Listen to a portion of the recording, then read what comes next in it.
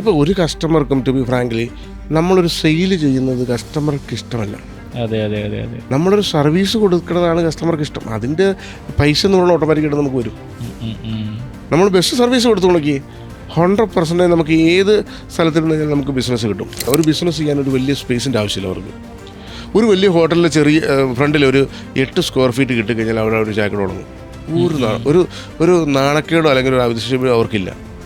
പക്ഷെ വേറൊരു കാര്യമുണ്ട്, ബോംബെ എന്ന് പറഞ്ഞ സ്ഥലം, അതുപോലെ തന്നെ മെട്രോപൊളിറ്റൻ സിറ്റിയിൽ ഒരു ചെറിയ ചായക്കടയുള്ളവൻ നാട്ടിൽ കോടിപതിയാണ്.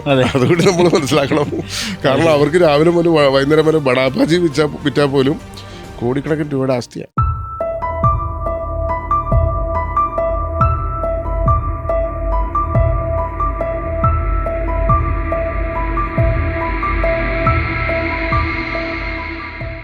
സാറ് ഇപ്പോൾ ഒത്തിരി ക്ലയൻറ്റുകളായിട്ട് അടുത്തിടപഴകുന്നുണ്ട്. അപ്പോൾ അതിൽ ഈ പറഞ്ഞ പോലെ കൂടുതലും റീറ്റെയിൽ ബിസിനസ്സുകാരാണ്. അപ്പോൾ ഇപ്പോഴത്തെ ഒരു സിറ്റുവേഷനിൽ ഈ റീറ്റെയിൽ ഇൻഡസ്ട്രിയുടെ ഒരു വളർച്ച എങ്ങനെയാണ് നോക്കിക്കാണുന്നത്? റീറ്റെയിൽ ഇൻഡസ്ട്രിയിൽ ഇപ്പോൾ 2019-20 കാലഘട്ടത്തിലേക്കാണെന്നുണ്ടെങ്കിൽ ഇഷ്ടംപോലെ ഗൾഫ് റിട്ടേൺസ് ആൾക്കാർ വന്ന് ബിസിനസ് ചെയ്തു, റീറ്റെയിൽ ബിസിനസ് ചെയ്തു. അതുപോലെ തന്നെ നമ്മുടെ ഇന്ത്യയിൽ തന്നെയുള്ള ആൾക്കാരും ഇഷ്ടംപോലെ ബിസിനസ് ചെയ്യുന്നുണ്ട്. എൻ്റെ ഒരു അഡ്വൈസ് എന്നാന്ന് വെച്ച് കഴിഞ്ഞാൽ നമ്മളൊരു പ്രോഫിറ്റിന് വേണ്ടി മാത്രം ബിസിനസ് ചെയ്യാതിരിക്കുക എന്നുള്ളതാണ് അതിനകത്ത് ഏറ്റവും വലിയ ഇമ്പോർട്ടൻറ്റ്. നമ്മൾ ജനങ്ങൾക്ക് ബെസ്റ്റ് സർവീസ് കൊടുക്കുക, ബെസ്റ്റ് പ്രൊഡക്റ്റ് കൊടുക്കുക. ഇപ്പോൾ നമ്മളൊരു സൂപ്പർ മാർക്കറ്റ് ആണെങ്കിലും തുടങ്ങി കഴിഞ്ഞാൽ ചില സ്ഥലത്ത് നമ്മൾ സൂപ്പർ മാർക്കറ്റിൽ ചെന്ന് കഴിഞ്ഞാൽ കാണാൻ സാധിക്കും, അവരത് പാക്ക് ചെയ്ത് 2 പിള്ളേരോട് അത് പാക്ക് ചെയ്ത് അത് കൂടിനകത്താക്കി അവർ വന്ന കാർ ഏത് ആ കാറിൻ്റെ ഡിക്കിക്കകത്ത് കൊണ്ട് വെച്ച് അടച്ചു കൊടുക്കും. അപ്പോൾ അവർക്കൊരു കംഫർട്ടബിൾ ഫീൽ ചെയ്യുക ചെയ്യുന്നത്. ഇത് സർവീസിൻ്റെ പാർട്ട് ഇതല്ല. അതേസമയം നമ്മൾ ജസ്റ്റ് സ്കാൻ ചെയ്ത് അങ്ങ് ഇട്ട് കൊടുത്തു കഴിഞ്ഞാൽ അവർക്കത് എടുത്തുകൊണ്ട് പോകാനൊക്കെ ബുദ്ധിമുട്ടുണ്ട്. പിന്നെ രണ്ടാമത് ചിലപ്പോൾ അവർ നമ്മുടെ സ്ഥാപനത്തിൽ വരണം നിർബന്ധമില്ല. അങ്ങനെ ഓരോ കാര്യത്തിലും അപ്പോൾ അതായത് ഒരു കസ്റ്റമർ എത്രയോ സമയം സ്പെൻഡ് ചെയ്യും നമ്മുടെ ഷോപ്പിൽ വന്ന് പ്രോഡക്റ്റ് ചൂസ് ചെയ്യാനായിട്ട്, നോ പ്രോബ്ലം. പക്ഷേ ബില്ലിംഗ് കൗണ്ടറിലേക്ക് വന്നു കഴിഞ്ഞാൽ അവർക്ക് പെട്ടെന്ന് കാര്യം നടക്കണം. അത് തന്നെയല്ല അവർക്ക് അവിടെ നിന്നാണ് അവർക്ക് പിന്നെ കൂടുതൽ സർവീസിൻ്റെ ആവശ്യം. അപ്പോൾ അതൊക്കെ ഒന്ന് മെയിൻറ്റെയിൻ ചെയ്ത് കഴിഞ്ഞാൽ തന്നെ ഡ്രാസ്റ്റിക് ആയിട്ടുള്ള ചേഞ്ചസ് ഉണ്ടാകും. എന്ന് വെച്ചാൽ ഓവറായിട്ടുള്ള നമ്മുടെ പെരുമാറ്റവും ജനങ്ങൾക്ക് ഇഷ്ടപ്പെടത്തില്ല. Hello sir how are you എന്ന് പറഞ്ഞ് ഒരുപാട് നമ്മളിപ്പോൾ തൊഴുതു പിടിച്ച് നിന്ന് കഴിഞ്ഞാൽ ചിലപ്പോൾ ആൾക്കാർക്ക് ഓവർ നമ്മളിനി അതിലേക്ക് പിടിച്ചിടാനുള്ളൊരു നമ്മൾ ബൈ ഫോഴ്സ്ഫുള്ളി നമ്മളെ ബിസിനസ് ചെയ്യിപ്പിക്കുക എന്നുള്ള ആ ഒരു രീതിയിലേക്ക്. ഇപ്പോൾ ഒരു കസ്റ്റമർക്കും ടു ബി ഫ്രാങ്ക്ലി നമ്മളൊരു സെയിൽ ചെയ്യുന്നത് കസ്റ്റമർക്ക് ഇഷ്ടമല്ല. അതെ അതെ അതെ അതെ നമ്മളൊരു സർവീസ് കൊടുക്കുന്നതാണ് കസ്റ്റമർക്ക് ഇഷ്ടം. അതിൻ്റെ പൈസ എന്ന് പറഞ്ഞാൽ ഓട്ടോമാറ്റിക്കായിട്ട് നമുക്ക് വരും. നമ്മൾ ബെസ്റ്റ് സർവീസ് കൊടുത്തു നോക്കി 100% നമുക്ക് ഏത് സ്ഥലത്തിൽ നിന്ന് നമുക്ക് ബിസിനസ് കിട്ടും. ഇപ്പോൾ തന്നെ എൻ്റെ സ്ഥാപനം റീറ്റെയിൽ ഡാഡി എന്ന് പറഞ്ഞ റെയിൻഡെക്സ് സോഫ്റ്റ് ലിമിറ്റഡ് എന്ന് പറഞ്ഞ എൻ്റെ സ്ഥാപനം ഇരിക്കുന്നത് ഒരു ചെറിയൊരു വില്ലേജിലാണ്, വടയാർ എന്ന് പറഞ്ഞൊരു സ്ഥലത്ത്, കോട്ടയം ജില്ലയിൽ വൈക്കത്ത്. അവിടെ അതൊരു ലിമിറ്റഡ് സ്റ്റോപ്പ് റൂട്ട് പോലും അല്ല. അങ്ങനെ ഒരു സ്ഥലത്തിൽ നിന്നുകൊണ്ട് നമുക്ക് വേൾഡ് വൈഡായിട്ട് ബിസിനസ് ചെയ്യാൻ സാധിക്കും. പ്രത്യേകിച്ച് IT രംഗത്തൊക്കെയുള്ള ആൾക്കാരാണെന്നുണ്ടെങ്കിൽ അവരുടെ പ്രോഡക്റ്റ് വേൾഡ് വൈഡ് മാർക്കറ്റ് ചെയ്യാനുള്ള ബെസ്റ്റ് പ്ലാറ്റ്ഫോം ഇന്ത്യയിലുണ്ട്. മറ്റു പ്രോഡക്റ്റുകളും ഉണ്ട് to be frankly of course. പക്ഷേ IT ഇൻഡസ്ട്രി എന്ന് പറയുമ്പോൾ more than that I think. അതെ അതെ അതെ ഇപ്പോൾ നമ്മൾ നോർത്ത് ഇന്ത്യയിലും അതുപോലെ കേരളത്തിലും കസ്റ്റമേഴ്സ് ഉണ്ട്. അപ്പോൾ ഇവർ രണ്ടുപേരുടെ മൈൻഡ് സെറ്റ് എങ്ങനെയാണ് നോക്കിക്കാണുന്നത് ശരിക്കും പറയുകയാണെങ്കിൽ? നോർത്ത് ഇന്ത്യക്കാർ, ഞാനൊരു ബിസിനസ്സിൽ നിന്നുള്ള ആംഗിളിലാണ് ചോദിക്കുന്നത്. ശരിക്കും അവരുടെ രണ്ടുപേരും ബിസിനസ് തമ്മിൽ നമ്മൾ കമ്പയർ ചെയ്യുമ്പോൾ നോർത്ത് ഇന്ത്യക്കാർ കൂടുതലെന്ന് വെച്ച് കഴിഞ്ഞാൽ അവർ കുറേ കൂടി എനിക്ക് തോന്നുന്നത് ഓവറായിട്ട് കഷ്ടപ്പെടാനും ഒക്കെ കൂടുതൽ തയ്യാറുള്ള രീതി ഞാൻ കാണുന്നുണ്ട്.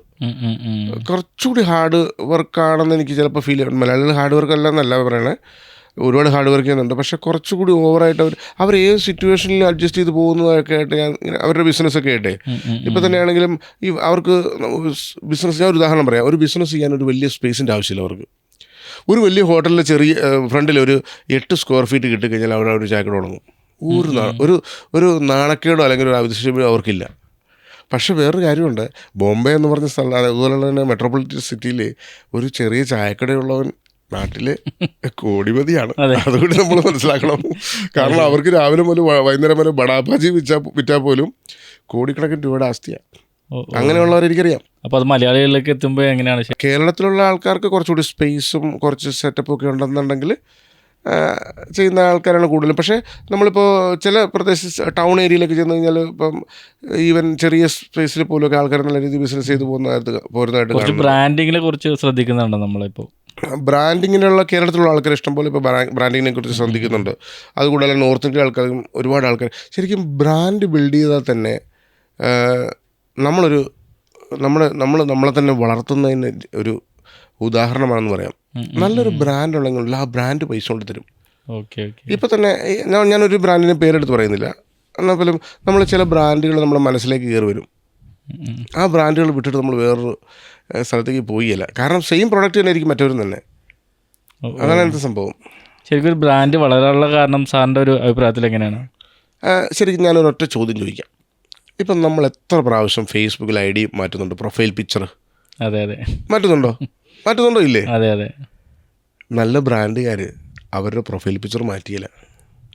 ഉദാഹരണം AVT, ബ്രൂ, ഉജാല, നിർമ്മ, അങ്ങനെയുള്ള ബ്രാൻഡുകൾ എപ്പോഴെങ്കിലും അവരുടെ പിക്ചർ മാറ്റിയിട്ടുണ്ടോ? ഇന്ന് വരെ അവർ മാറ്റിയിട്ടില്ല. കാരണം ഒരു പ്രോഡക്റ്റിൻ്റെ പേര് മനുഷ്യരിലേക്ക് റീച്ച് ചെയ്യാനായിട്ട് കുറേ സമയം എടുക്കും. അപ്പോൾ നമ്മൾ ഇടയ്ക്കിടയ്ക്ക് മാറ്റിക്കൊണ്ടിരുന്നു കഴിഞ്ഞാൽ ആ റീച്ചാകാൻ നമ്മൾ മുതൽ മുടക്കിയ പൈസ എല്ലാം വെള്ളത്തിലായി. ഒരു പേര് മാറ്റിക്കഴിഞ്ഞാൽ ഇപ്പോൾ ശിങ്കാർ എന്ന് പറയുന്ന ഒരു ബ്രാൻഡ് എത്രത്തോളം ഫെമിലിയറാണ് ആ ഒരു പൊട്ടിൻ്റെ ഒരു പേരിൽ. അങ്ങനെ ഇഷ്ടംപോലെ ബ്രാൻഡുകളുണ്ട്. പക്ഷേ ഒരിക്കലും ബ്രാൻഡുകളുടെ പേര് അല്ലെങ്കിൽ ഡിസൈൻ അല്ലെങ്കിൽ അതിൻ്റെ ഫോട്ടോസ് മാറ്റാൻ പാടില്ല. നമ്മൾ അതിൻ്റെ ഈവൻ നമ്മൾ അതിൻ്റെ ആ പാക്ക് ചെയ്യുന്ന പാക്കിങ്ങിൻ്റെ പ്രൊഫൈൽ പോലും നമ്മൾ മാറ്റരുത്. ചിലപ്പോൾ നമുക്ക് പുതിയ ജനറേഷൻ പുതിയ കാലഘട്ടത്തിൽ പല നൂതന സാങ്കേതിക വിദ്യകൾ വന്നിട്ടുണ്ടായിരിക്കും, പ്രിൻറ്റിങ്ങിൻ്റെ അതിൻ്റെയൊക്കെ. പക്ഷേ ആ സ്റ്റൈൽ അത് തന്നെ മെയിൻറ്റെയിൻ ചെയ്യാം. അപ്പോൾ നമ്മുടെ ബ്രാൻഡ് ഓട്ടോമാറ്റിക്കായിട്ട് പെനിട്രേറ്റ് ചെയ്ത് തുടങ്ങും. ഈ ബ്രാൻഡ് പെനിട്രേറ്റ് ചെയ്ത് ജനങ്ങളിലേക്ക് എത്താൻ ചിലപ്പം 8-10 വർഷം എടുക്കും. പക്ഷേ നമ്മൾ കണ്ടിന്യൂസ് ആയിട്ട് ആ ഒരു സെയിം പ്രൊഫൈൽ തന്നെ ഇട്ട് മാർക്കറ്റ് ചെയ്തുകൊണ്ടിരിക്കുമ്പോൾ മാത്രമേ ബ്രാൻഡ് റീച്ച് ആകുള്ളൂ. അല്ലാണ്ട് ബ്രാൻഡ് റീച്ച് ആയില്ല. റീറ്റെയിലിൻ്റെ അടിക്ക് ഇപ്പോൾ 57,000-ലധികം കസ്റ്റമേഴ്സ് ഉണ്ട്. യെസ്. അപ്പോൾ നമ്മൾ അവർക്ക് അല്ലെങ്കിൽ അവർക്ക് ഉപകാരപ്പെടുന്ന രീതിയിൽ കൂടുതലായിട്ട് എന്തൊക്കെയാണ് ചെയ്യാൻ ആഗ്രഹിക്കുന്നത്? നമുക്ക് ശരിക്കും പറഞ്ഞു കഴിഞ്ഞാൽ ഈ 57,000 കസ്റ്റമേഴ്സ് എന്നുള്ളതല്ല എൻ്റെ ഒരു കാഴ്ചപ്പാട്. 57 ലക്ഷം കസ്റ്റമേഴ്സ് ആയാൽ പോലും റെവല്യൂഷണറി ടെക്നോളജി ഉണ്ടാക്കി ജനങ്ങൾക്ക് ഉപകാരപ്രദമാകുന്ന പ്രൊഡക്റ്റുകൾ ഉണ്ടാക്കി കൊടുക്കുക എന്നുള്ളതാണ് നമ്മുടെ മെയിൻ ഉദ്ദേശം. അതിൻ്റെ ബെസ്റ്റ് പ്രൈസിലും ബെസ്റ്റ് സർവീസ് സപ്പോർട്ട് അങ്ങനെയുള്ള കാര്യങ്ങളെല്ലാം കവർ ചെയ്തിട്ട്, അല്ലാണ്ട് നമ്മളൊരു പ്രൊഡക്റ്റ് മാത്രം ഉണ്ടാക്കി വിട്ടിട്ട് കാര്യമില്ല. ഒരു കസ്റ്റമർക്ക് ഒരു പ്രൊഡക്റ്റ് ഉണ്ടാക്കി കൊടുക്കുമ്പോൾ തീർച്ചയായിട്ടും അതിനകത്ത് അവർക്ക് സംശയങ്ങളും ഡൗട്ട്സുകളൊക്കെ ഉണ്ടാവും. അതെല്ലാം ക്ലിയർ ചെയ്യാൻ പറ്റുന്ന ആൾക്കാരെ ട്രെയിൻ ചെയ്തെടുത്ത് പെർഫെക്റ്റ് ആയിട്ടുള്ളൊരു സംവിധാനത്തിൽ കൂടി കൊണ്ടുപോയി. അതാണ് എൻ്റെ ഒരു മെയിൻ കാഴ്ചപ്പാട്. ഇപ്പോൾ നേരത്തെ പറഞ്ഞ പോലെ ഒരു പ്രോഡക്റ്റ് ഉണ്ടാക്കുക മാത്രമല്ല എന്ന് പറഞ്ഞല്ലോ. അപ്പോൾ എന്തുകൊണ്ടാണ് ഒരു സോഫ്റ്റ്വെയറിൽ മാത്രം നിൽക്കുന്നത്? നിരവധി സോഫ്റ്റ്വെയർ ഇപ്പോൾ നമുക്ക് ഉണ്ടാക്കി കൊടുക്കാൻ സാധിക്കും. ഇപ്പോൾ ഹോസ്പിറ്റലിന് വേണ്ടി ചെയ്യാം, അതുപോലെ തന്നെ സ്കൂൾസിന് വേണ്ടി ചെയ്യാം. അപ്പോൾ എന്തുകൊണ്ടാണ് ബില്ലിങ്ങിന് മാത്രം കേന്ദ്രീകരിച്ച് ഒരു സോഫ്റ്റ്വെയറിൽ നിൽക്കുന്നത്? അതിന് പ്രത്യേക കാരണമുണ്ട്. അതായത് ഒരു ബ്രാൻഡിങ്ങിനെ സംബന്ധിച്ചിടത്തോളം നമ്മുടെ ബിസിനസ് എത്രയും നാരോ ആകുന്നു അത്രയും ഷാർപ്പായിട്ട് നമുക്ക് ഷൂട്ട് ചെയ്യാൻ സാധിക്കും. അതാണ് അതിനകത്ത് സയൻസ്. നമുക്ക് ഒരു ബിസിനസ് മാത്രമാണ് അതിനകത്ത് നമുക്ക് വേൾഡ് ക്ലാസ് ടെക്നോളജി ഇംപ്ലിമെൻറ്റ് ചെയ്യാൻ പറ്റും. ചില ആൾക്കാർ ഞാൻ ശ്രദ്ധിച്ചിട്ടുണ്ട്, മാർക്കറ്റിൽ ഒരു പ്രൊഡക്റ്റ് ഉണ്ടാക്കുന്നു, അതിന് സ്വല്പം സെയിൽ ഡൗൺ ആകുന്നു, ഉടനെ തന്നെ അടുത്ത പ്രൊഡക്റ്റ്, അത് കഴിഞ്ഞ് തൊട്ടടുത്ത പ്രൊഡക്റ്റ്, ഇങ്ങനെ അവർക്ക് ചിലപ്പോൾ ഒരു 10-40 പ്രൊഡക്റ്റുകൾ കാണും. ഇതൊന്നും ഹിറ്റാകത്തില്ല. ഞാൻ ഒരു സ്റ്റഡി ചെയ്തത് സ്റ്റീവ് ജോബ്സ് CEO ആയിട്ട് ആപ്പിളിൽ ലോഞ്ച് ചെയ്തപ്പോൾ ആപ്പിളിന് ഏകദേശം 30+ പ്രൊഡക്റ്റുകളുണ്ടായിരുന്നു. സ്റ്റീവ് ജോബ്സ് ആദ്യം ചെയ്ത ജോലി ഇതെല്ലാം കട്ട് ചെയ്ത് 1-2 പ്രൊഡക്റ്റുകൾ മാത്രം ഫോക്കസ് ചെയ്തു. കാരണം എന്താണെന്ന് വെച്ച് കഴിഞ്ഞാൽ അദ്ദേഹത്തിന് ബ്രാൻഡിങ്ങിന് വളരെ വ്യക്തമായിട്ടുള്ള കാഴ്ചപ്പാടുണ്ടായിരുന്നു. 1-2 പ്രൊഡക്റ്റ് ആണെങ്കിൽ നല്ല രീതിയിൽ അദ്ദേഹത്തിന് ഇൻവോൾവ് ചെയ്യാൻ പറ്റും. നല്ല ബെറ്റർ പ്രൊഡക്റ്റ് ഉണ്ടാക്കി വേൾഡ് വൈഡ് മാർക്കറ്റ് ചെയ്യാൻ സാധിക്കും. അതുകൊണ്ട് തന്നെയല്ലേ ആപ്പിൾ വേൾഡ് പോപ്പുലർ. 2011 സ്റ്റീവ് ജോബ്സിൻ്റെ മരണത്തിന് ശേഷവും ഇന്ന് 2024 വേൾഡ് നമ്പർ 1 മൊബൈലായിട്ട് ഇപ്പോഴും ആപ്പിൾ നിൽക്കുന്നത് ആ ഒരു ബ്രാൻഡായിട്ട് നിൽക്കുന്നതിൻ്റെ കാരണം സത്യമായിട്ടും ഈ ഒരു ടെക്നോളജി തന്നെയാണ്. ഇപ്പോൾ സാറിനെ സംബന്ധിച്ച് പറയുകയാണെങ്കിൽ സാറ് ഒത്തിരി പേരായിട്ട് കണക്റ്റഡാണ്, ഒത്തിരി റീറ്റെയിൽ ബിസിനസ്സുകാർ അല്ലെങ്കിൽ ബിസിനസ്സുകാർ എല്ലാവരുമായിട്ട്. ഇപ്പോൾ പൊതുവായിട്ട് കണ്ടുവരുന്നൊരു സംഭവം എന്ന് വെച്ചിട്ടുണ്ടെങ്കിൽ ഇപ്പോൾ നിരവധി സ്റ്റാർട്ടപ്പുകൾ നല്ല നല്ല ആശയങ്ങളുമായിട്ട് നല്ല പ്രോഡക്റ്റുകളുമായിട്ട് വരുന്നുണ്ട്. പക്ഷെ ഇവരൊന്നും ഈ പറഞ്ഞ പോലെ ഒരു വരിക പോകുക എന്നുള്ള ഒരു രീതിയാണ് എന്ന് വെച്ചിട്ട് പലരും നിലനിൽക്കുന്നില്ല. സാറിൻ്റെ അഭിപ്രായത്തിൽ അതിൻ്റെ കാരണം എന്താണ്? ശരിക്കും പറഞ്ഞാൽ ഇപ്പോൾ പണ്ടത്തെക്കാലം ഒരുപാട് ഇമ്പ്രൂവ് ആയിട്ടുണ്ട്. ഇപ്പം സ്റ്റാർട്ടപ്പുകൾ പിടിച്ചു നിൽക്കുന്നുണ്ട് മാർക്കറ്റിൽ. ഇതിൻ്റെ മെയിൻ ഒരു കോർ ഫാക്ടർ എന്താണെന്ന് വെച്ച് കഴിഞ്ഞാൽ നമുക്കൊരു സർട്ടൺ പ്രോഫിറ്റ് എപ്പോഴും വെക്കുക എന്നുള്ളതാണ്. ശരിക്കും ഇതിൻ്റെ ഒരു ഫണ്ടമെൻ്റൽ ഞാൻ പറഞ്ഞുതരാം. സയൻറ്റിഫിക്കായിട്ട് പറഞ്ഞു കഴിഞ്ഞാൽ നമ്മുടെ ഫൈനാൻഷ്യൽ മാനേജ്മെൻറ്റ് കറക്റ്റാക്കുക എന്നുള്ള ആരുടെയും സ്റ്റാർട്ടപ്പുകൾ ഫെയിലാകുന്നത് സെയിലില്ലാത്തതുകൊണ്ടല്ല. നമ്മുടെ സെയിലിനേക്കാളും കൂടുതലുള്ള അതായത് നമ്മുടെ പ്രോഫിറ്റിനേക്കാളും കൂടുതലുള്ള ചിലവ് അവിടെ വരുമ്പോഴാണ് ഓട്ടോമാറ്റിക്കായിട്ട് നമുക്ക് പ്രശ്നങ്ങളുണ്ട്. അപ്പോൾ ഫൈനാൻഷ്യൽ മാനേജ്മെൻറ്റ് ആണ് ഇതിനകത്ത് ഏറ്റവും ഫണ്ടമെൻ്റൽ ആയിട്ടുള്ളത്. പിന്നെ ഒരുപാട് ലോൺ എടുത്ത് ചെയ്യാൻ നേരത്തുള്ള കുഴപ്പമെന്ന് വെച്ചാൽ നമുക്ക് അതിൻ്റെ EMI കാര്യങ്ങളെല്ലാം അടയ്ക്കേണ്ടി വരും. പിന്നെ രണ്ടാമത്തെ ഒരു സ്റ്റേജ് എന്ന് പറയുമ്പോൾ നമ്മൾ കസ്റ്റമറുമായിട്ട് പ്യുവർലി ബൈ ഹാർട്ട് കണക്റ്റഡ് ആയിരിക്കണം. അല്ലാണ്ട് just for A formal connection അല്ല, ബൈ ഹാർട്ട്. ആ ഒരു രീതിയിൽ നമ്മൾ ബിസിനസ് ചെയ്യുക, അത് ഒരു ഫാക്ടറാണത്, വളരെ ഇമ്പോർട്ടൻ്റ് ആയിട്ട്. പിന്നെ ഉള്ളതെന്ന് വെച്ചാൽ നമ്മുടെ പ്രൊഡക്റ്റ് പ്രൊഡക്റ്റിനേക്കാൾ നമ്മുടെ കോമ്പറ്റീറ്ററേക്കാളും ഒരു പടിയല്ല 2 പടിയല്ല 10 മടങ്ങ് ബെറ്റർ ആക്കാൻ നമുക്ക് എങ്ങനെ സാധിക്കുമെന്നുള്ളതാണ് നമ്മുടെ അടുത്ത ബെറ്റർ പ്രൈസ്, കസ്റ്റമർക്ക് അഫോർഡബിൾ ആയിട്ടുള്ള പ്രൈസ്, നമുക്ക് ബെറ്റർ സർവീസ്. കസ്റ്റമർ എപ്പോൾ വിളിച്ചു കഴിഞ്ഞാൽ അവർ കറക്റ്റായിട്ട് ആൻസർ ചെയ്യുക. അതുപോലെ തന്നെ നമ്മുടെ ഓഫീസിലേക്ക് കസ്റ്റമേഴ്സ് ഫോൺ ചെയ്യുമ്പോൾ ഡെഡിക്കേറ്റഡ് ആയിട്ടുള്ള എംപ്ലോയീസിനെ വയ്ക്കുക. നമ്മൾ തന്നെ ആൻസർ ചെയ്യാണ്ട് നമ്മൾ അത്യാവശ്യം എംപ്ലോയീസിനെ വയ്ക്കുക.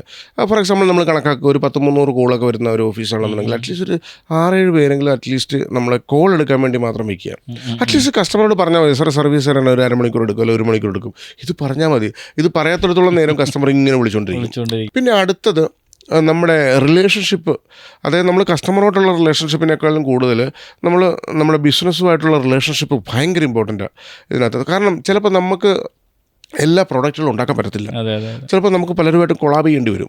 അപ്പോൾ അവരുമായിട്ടുള്ള റിലേഷൻഷിപ്പ്, പൈസയേക്കാൾ ഉപരിയായിട്ട് റിലേഷൻഷിപ്പ് ഭയങ്കരമായിട്ട് മാറ്റർ ചെയ്യും.